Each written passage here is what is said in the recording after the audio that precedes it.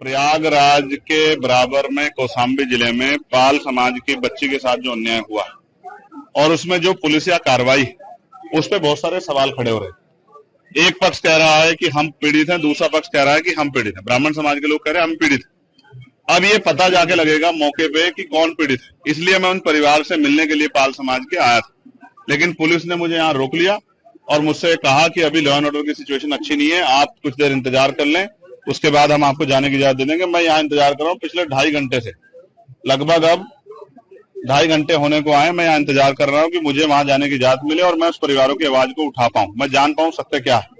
इसी तरह करछना में जो अन्याय हुआ कि एक शेड्यूल कास्ट के व्यक्ति को जला के मार दिया, उस परिवार को न्याय मिले, उस परिवार के साथ जो डर भय का माहौल है खत्म हो, उसके लिए मैं यहाँ हूँ। लेकिन अभी तक पुलिस ने कोई ठोस जवाब दिया। मैं कुछ देर और इंतजार करूंगा। अगर पुलिस ने जो वादा किया है कि हम आपको जाने देंगे या परिवार से मिलाएंगे, अगर पुलिस पे खरी उतरती तो फिर मैं कूच करूंगा, कौशाम्बी भी जाऊंगा और करछना थाने वाले परिवार से जाकर उनसे मिलूंगा, उनकी न्याय की लड़ाई को मजबूत करूंगा। आप धरने पे भी बैठे हैं, क्या कारण है? मैं इसीलिए बैठा हूं कि क्या उत्तर प्रदेश में कानून व्यवस्था इतनी कमजोर हो गई है कि एक सांसद अपने परिवार से नहीं मिल सकता है? क्या हो गया उत्तर प्रदेश में? हम इलाहाबाद में, जहां पूरे उत्तर प्रदेश के लोग आते हैं न्याय मांग रहे हैं। हम तो लंबे समय से मेरठ में हाईकोर्ट की बेंच की मांग को भी उठा रहे हैं, लेकिन इलाहाबाद में इसलिए मुझे तो रोका गया। अपराधियों क्यों रोका गया? यहाँ 500-700 पुलिस लगा के क्यों रोकना चाहते हो? क्या एक परिवार से नहीं मिलने की छूट दे सकते हो आप लोग? तो मैं तो कह रहा हूँ मैं अकेला जाऊंगा, आपके साथ जाऊंगा, आप ले चलो, लेकिन मुझे मेरे परिवार से मिलाओ, मैं उनकी तकलीफों को जान दो। अभी उस माँ से मेरी बात हुई, जो बच्ची की माँ, उन्होंने कहा मेरी बच्ची की हालत आके देखिए, हमारी हालत आके देखिए, हम यहाँ डर के साए में, हमारी मदद कीजिए, हमारी आवाज उठाइए। तो पुलिस मुझे क्यों रोक रही?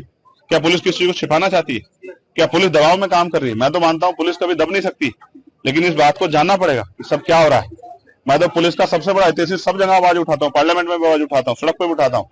उनकी 8 घंटे की ड्यूटी हो, उनको न्याय मिले, उनको जो वेतन विसंगतियां वो दूर हो, उनके साथ जो है जो बॉर्डर स्कीम है वो खत्म हो। लेकिन क्या आज पुलिस मुझे रोक के जो है क्या कानून का हनन नहीं कर रही, संवैधानिक जो अधिकार है उनका हनन नहीं कर रही? इसका जवाब भी देना चाहिए। और मैं मीडिया से कहूंगा कि पुलिस से पूछे कि वो मुझे क्यों रोक के बैठे। धन्यवाद। से पहले लाइव आए थे, आपने हाउस अरेस्ट की बात भी कही और सरकार ने भी कह रहा, क्या कुछ? उसी के बाद मुझे बाहर आके बैठना पड़ा, इसलिए लाइव आया कि मुझे जाना था कहाँ और मुझे लेके कहाँ गए।